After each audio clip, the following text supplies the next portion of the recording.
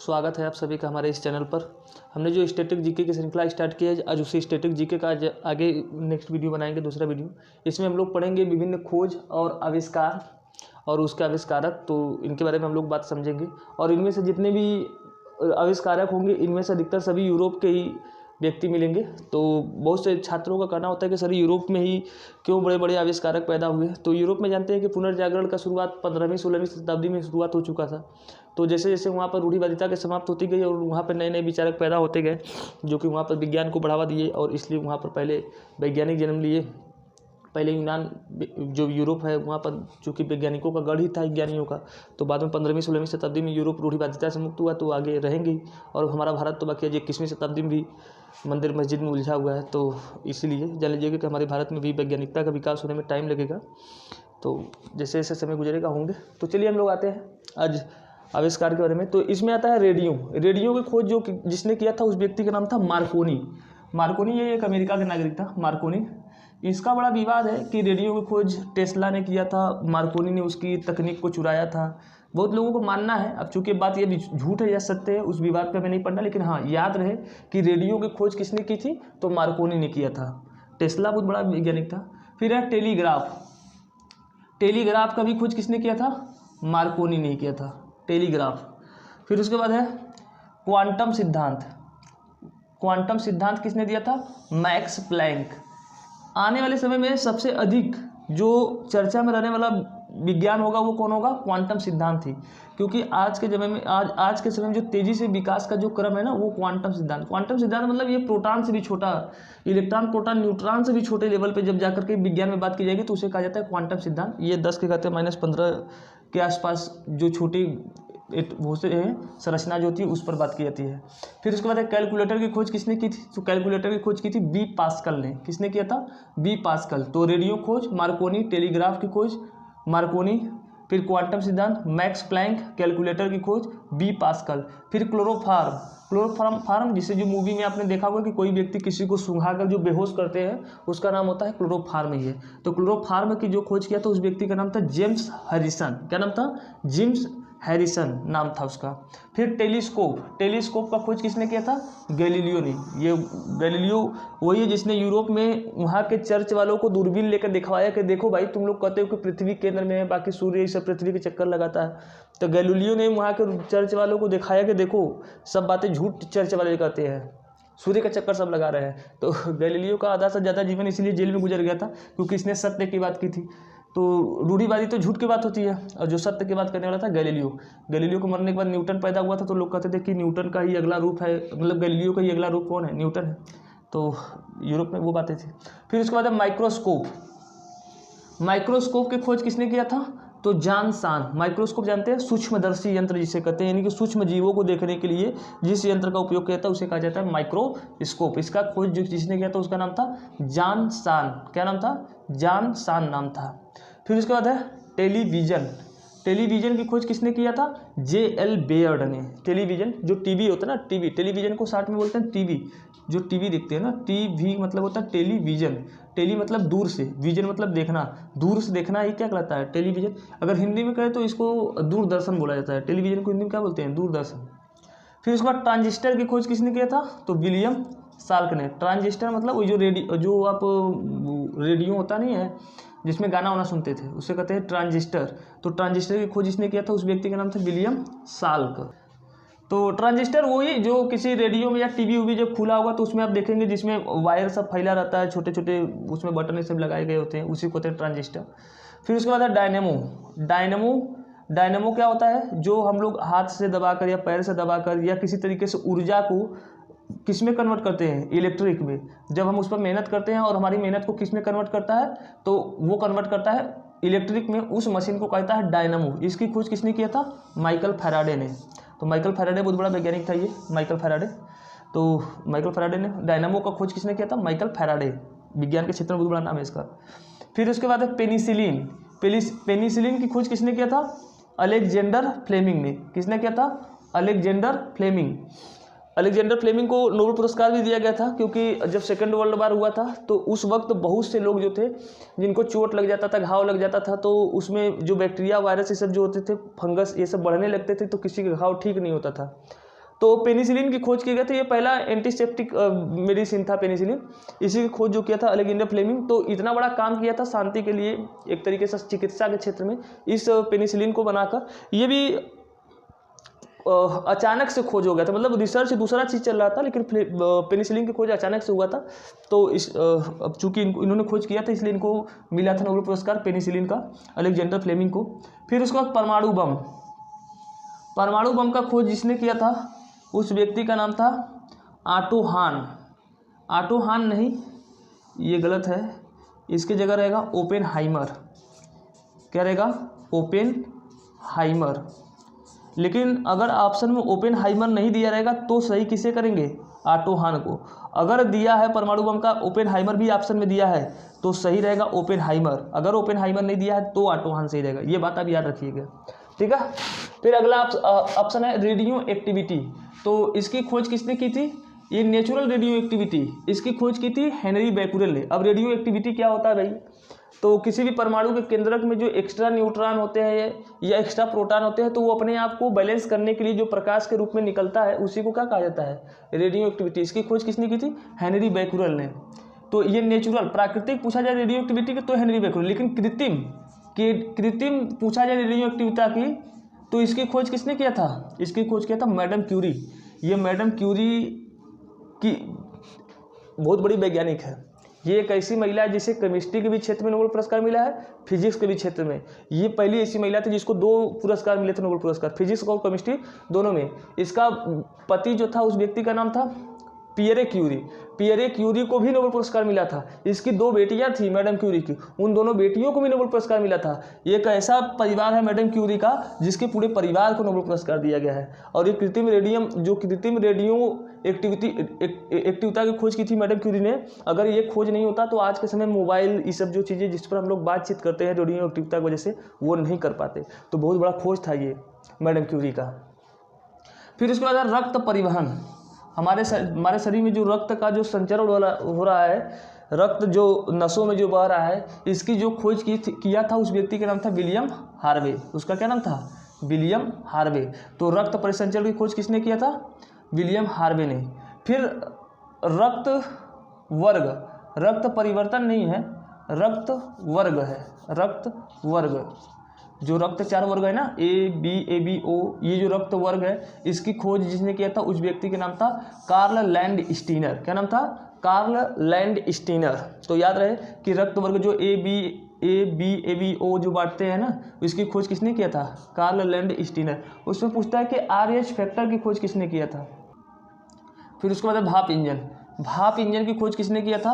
James Watt. इसकी भी आप लोगों ने कहानी सुना होगा कि किसी होटल में ये काम करता था एक बावर्ची के रूप में। तो वहाँ पे जिस होटल में कार्य करता था तो वहाँ के जो भोजन पका रहा था तो उसमें प्लेट रखा था। जब वो बर्तन भोजन पक रहा था तो उसमें से भाप उठ रहा था, तो उस प्लेट को वो क्या कर रहा था? हटा रहा था। तो पहले इसने गिट्टी रखा, फिर उस पर और बड़ा गिट्टी रखा, फिर उससे बड़ा एक गड्ढा रखा। तो जैसे जैसे गर्म होता तो भाप क्या करता था? प्रेशर से उसको हटा देता था। तो इसने सोचा कि भाप में इतनी पावर है तो इससे एक इंजन भी चलाया जा सकता है। तो बाद में वही भाप इंजन बना था कि कोयले से भाप बनाया गया, फिर उसको भाप से क्या बनाया गया? इंजन चलाया गया। तो भाप इंजन की खोज जेम्स वाट ने किया था, तो याद रखिएगा जेम्स वाट। इसकी कहानी बड़ा प्रसिद्ध है भाप इंजन का। फिर उसके बाद जेट इंजन की खोज किसने किया था? तो फ्रैंक व्हीकल ने। किसने? Frank vehicle. फ्रैंक व्हीकल ने खोज किया था किसका? जेट इंजन का। फिर उसके बाद है रडार की खोज किसने किया था? एल्बर्ट टेलर ने। रडार समझते होंगे आप लोग कि जो कोई दूर से ही जो तरंग उत्पन्न होती है उन तरंगों को पहचान करके सही दूरी का पता लगाना, ये सब जो कार्य करता है जो मशीन, वो रडार मशीन होता है। तो रडार मशीन जो होता है इसकी खोज किसने किया था? Albert Taylor. फिर उसके बाद गन पाउडर की खोज किसने किया था? रोजर बेकन ने। ये 13वीं शताब्दी में किया था गन पाउडर की खोज रोजर बेकन। फिर उसके बाद छपाई कला, जिसे इंग्लिश में कहते हैं प्रिंटिंग प्रेस। छपाई कला को क्या बोलते हैं? Printing press. इसकी खोज किसने किया था? गुटेनबर्ग ने। तो जो कक्षा 10 में पढ़ते होंगे तो वो गुटेनबर्ग पढ़ते हैं कि जर्मनी में जो गुटेनबर्ग था इसने कौन सा महान काम किया था? तो इसने प्रिंटिंग प्रेस की स्थापना की थी, जिससे यूरोप में बहुत तेज़ी से क्या हुआ था? किताबों को छापा जाने लगा, बहुत तेज़ी से ज्ञान का प्रचार प्रसार किया गया। तो वो गुटेनबर्ग ही था जिसने प्रिंटिंग प्रेस की खोज की, जिससे किताबें नई बहुत तेज़ी से छापा जाने लगा। पूरे यूरोप में नई किताबें बेची जाने लगी, जिससे यूरोप में बहुत तेज़ी से इस शिक्षा का विकास हुआ। होगा, 15वीं शताब्दी की बात है। और भारत में देखो आज भी क्या अजीब विडंबना है, इसलिए यूरोप आगे था। फिर एक्सरे की खोज किसने किया था? तो उस व्यक्ति का नाम था रोंटजन। एक्सरे की जो खोज किया था उस व्यक्ति का नाम क्या था? रोंटजन। ये एक्सरे जो होता है, एक्स रे मतलब होता है किरणें, रे मतलब क्या होता है? किरण, सूर्य की जो किरणें होती है उसको कहते हैं रे। तो एक्स रे ये हम लोग जो पढ़ेंगे प्रकाश के प्रकार में, तो प्रकाश में हम लोग पढ़ेंगे विजिबल लाइट पढ़ा जाता है, फिर अल्ट्रावायलेट, इंफ्रारेड जब पढ़ा जाएगा ना तो उसी में आता है ये एक्स रे आता है, इन अल्ट्रावायलेट में ही आता है। तो इसकी जो खोज किया था वो किसने किया था? रोंटजन। इससे हमारे मतलब बहुत कम समय में हमारे शरीर के अंदर ये मांस को पार करके हड्डियों का फोटो खींच लेता है एक्सरे। फिर उसके बाद हाइड्रोजन। अगर एक्सरे में आपको 1 मिनट तक खड़ा करके आपका फोटो लिया जाएगा तो आपके हड्डियों को भी गला सकता है, इतनी पावरफुल होती है ये एक्सरे। फिर हाइड्रोजन की खोज किसने किया था? तो कैवेंडिश ने। हाइड्रोजन की खोज किसने किया था? कैवेंडिश।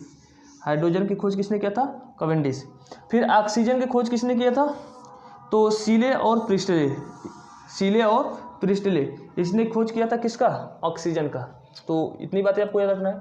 फिर उसके बाद नाभिक की खोज किसने किया था? रदरफोर्ड ने। जैसे आपने पढ़ा होगा ना कि ईटा पर नाच, कोई परमाणु होता है, परमाणु के केंद्र में जो नाभिक होता है, इस नाभिक की खोज जो किसने किया था? वो किसने किया था? रदरफोर्ड ने। नाभिक में क्या होते हैं? प्रोटॉन और न्यूट्रॉन। तो प्रोटॉन की जिसने खोज किया इसका मतलब नाभिक की खोज किया, तो प्रोटॉन की खोज भी रदरफोर्ड ने किया था, इसलिए रदरफोर्ड इसके नाभिक की खोज करता है। फिर परमाणु संख्या क्या होता है भाई? किसी भी परमाणु के नाभिक में जो प्रोटॉन होते हैं उन प्रोटॉनों की संख्या को क्या कहा जाता है? परमाणु संख्या। इसकी खोज जो जिसने किया था उस व्यक्ति का नाम था हेनरी मोजले। मतलब प्रोटॉनों की संख्या को पता लगाया था किसने? मोजले। तो इसलिए मोजले को परमाणु संख्या का क्या कहा जाता है? जनक कहा जाता है। तो एक चीज़ और याद रखिएगा कि जो हेनरी मोजले साहब है, जो आवर्त सारणी यानी जिसमें तत्वों को क्रम से रखा गया है 118 तत्वों को, जो पहले जिसने आवर्त सारणी बनाया था उसका नाम था मेंडलीफ ने जो परमाणु अपनी आवर्त सारणी बनाई थी वो परमाणु भार पे आधारित थी, एटॉमिक मास पे वो निर्भर था। लेकिन जो हेनरी मोजले का है परमाणु क्रमांक पे आधारित। परमाणु भार क्या होता है भाई? परमाणु भार जो होता है, भार ये प्रोटॉन प्लस न्यूट्रॉन दोनों की संख्या को जोड़ दिया जाता है तो भार बनता है, और केवल बस प्रोटॉनों की संख्या लिया जाता है तो वो क्या बनता है? क्रमांक। तो क्रमांक के आधार पर किसका बना है? तो हेनरी मोजले साहब का। दोनों के आधार पे, मतलब केवल भार के आधार पे प्रोटॉन प्लस न्यूट्रॉन का, तो मेंडलीफ साहब का है। फिर इसके बाद परमाणु सिद्धांत। सबसे पहले परमाणु सिद्धांत जो दिया था वो किसने दिया था? डाल्टन ने। ये परमाणु सिद्धांत क्या होता है भाई? क्योंकि कोई व्यक्ति आज तक किसी ने ये नहीं देखा कि परमाणु आखिर होते कैसे हैं। तो परमाणु के बारे में जिसने बताया था, पहली बार सिद्धांत दिया था कि परमाणु कोई गोल संरचना होगी, उसका केंद्रक होगा, उसके बाहर सेल मिलेंगे, सेल में इलेक्ट्रॉन प्रोटॉन न्यूट्रॉन, जिसने कल्पना की थी प्रथम बार, उस व्यक्ति का नाम था डाल्टन। क्या नाम था? डाल्टन। तो परमाणु सिद्धांत जो था दिया था वो किसने दिया था? डाल्टन ने दिया था। फिर उसके बाद बैरोमीटर क्या होता है? जिससे वायुमंडलीय दाब हम लोग नापते हैं, जिससे वायुमंडलीय दाब मापते हैं उसे कहते हैं बैरोमीटर। इसकी खोज किसने किया था? टोरिसेली ने। किसने किया था? टोरिसेली ने। तो बैरोमीटर की खोज किसने किया था? टोरिसेली, याद रहे। डायनामाइट की खोज किसने किया था? अल्फ्रेड नोबल ने। अल्फ्रेड नोबल ये एक स्वीडन का नागरिक था, स्वीडन जैसे आप लोग जानते होंगे, इसी के नाम पे दिया जाता है नोबेल पुरस्कार। दुनिया का सबसे बड़ा पुरस्कार जो दिया जाता है अल्फ्रेड नोबल के नाम पे ही। इसे मौत का सौदागर भी कहा जाता है अल्फ्रेड नोबल को, क्योंकि इसने ऐसी खोज ही कर दी थी। डायनामाइट, एक्चुअली डायनामाइट कुछ होता नहीं है। अगर आपने कभी TNT और TNG का नाम सुना होगा, TNT और TNG का, तो ये TNT और TNG एक ऐसे पदार्थ होते हैं, विस्फोटक पदार्थ होते हैं कि जिससे आप एक जगह से दूसरे स्थान पर आप उसे नहीं ले जा सकते। लेकिन इन्होंने क्या किया था कि लकड़ी का जो लकड़ी होता है, इस लकड़ी के माध्यम से इन्होंने क्या किया था, उसी में इसको सुखवा करके, इसी में इसको एब्जॉर्ब करवा के एक स्थान दूसरे स्थान पर ले जाने की कला ढूंढ ली थी अल्फ्रेड नोबल साहब ने। अब दुनिया में सब लोग इसके पास आए, अल्फ्रेड नोबल के पास, कि मुझे वो तकनीक दे दो कैसे एक स्थान से दूसरे स्थान पर ले जाना। कोनो बहुत बड़ा तकनीक नहीं था, लेकिन किसी को पता नहीं था कि किसी तरीके से एक स्थान दूसरे स्थान ले जा सकते हैं।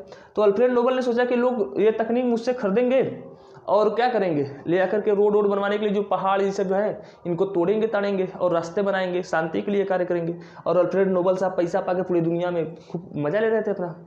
तो बाद में ये देखा गया कि जब युद्ध होने लगे तो लोग गोली बंदूक की जगह क्या यूज करने लगे, ले आकर के 2-4 ठे डायनामाइटा छोड़ दे रहे थे, पूरी विपक्ष की सेना उड़ जा रही थी। मतलब बहुत अधिक मृत्यु हुई लोगों की, इतनी अधिक मृत्यु हुई। तो अल्फ्रेड नोबल साहब, उनको देख करके लोगों ने फिर बाद में अल्फ्रेड नोबल साहब को बहुत ताने देने लगे कि आखिर ऐसी चीज़ बनाई ही क्यों, जो मानव को जन्म तो नहीं दे सकती लेकिन बहुत से मानव का जान ले सकता है। तो अल्फ्रेड नोबेल अपने इस आविष्कार से बहुत दुखी हुए, तो उन्होंने फिर सोचा बाद में कि सच में मैंने ऐसा तो काम ही किया है कि बहुत मानव सभ्यता के लिए बहुत बड़ा हानिकारक है। तो बाद में उन्होंने कहा कि मेरी जितनी संपत्ति है मैं अपनी संपत्ति को विश्व शांति के कल्याण के लिए क्या करूँगा, दान कर दूंगा। तो उन्हीं को वही संपत्ति जो है आज भी दुनिया से उनको पैसे जाते रहते हैं उस संस्था में, वो जितने पैसे से आते हैं उसी को नोबेल पुरस्कार के रूप में बांट दिया जाता है, 6 क्षेत्र में बांटा जाता है। उस वक्त अपने ज़माने में उन्होंने अर्थशास्त्र के क्षेत्र में नहीं कहा था, लेकिन बाद में 1968 में अर्थशास्त्र को भी जोड़ दिया गया उसमें, तो 6 क्षेत्र हैं। तो डायनामाइट की खोज यही है, इसी आविष्कार ने अल्फ्रेड नोबेल साहब को महान बना दिया था। फिर सापेक्षता सिद्धांत, सापेक्षता सिद्धांत जो दिया था किसने दिया था, आइंस्टीन साहब को, आइंस्टीन साहब ने दिया था। आइंस्टीन साहब का ये जो सापेक्षता का सिद्धांत है बड़ा प्रसिद्ध है, इसी के माध्यम से पता लगाया गया, इसी सिद्धांत के माध्यम से आइंस्टीन ने बताया था कि पूरे यूनिवर्स में जो समय की जो गति है, मतलब हमारे पृथ्वी पे जितनी समय में 1 घंटा बीतता है पूरे यूनिवर्स में उतने ही समय में 1 घंटा नहीं बीतता है। तो आइंस्टीन साहब ने अपने इसी सिद्धांत के अनुसार बताया था कि अलग अलग जगह पर अलग अलग गति से समय चलता है। जैसे अगर मान लीजिए कि आप विषुवत रेखा पे हैं और आपकी घड़ी लेके जाएगी ध्रुवों पर, तो ध्रुव पर घड़ी जाने के बाद तेज चलने लगेगी, विषुवत रेखा पे धीमे चलेगी। तो मतलब समय देखेंगे तो अलग अलग गति से चल रही है अपनी पृथ्वी पे ही।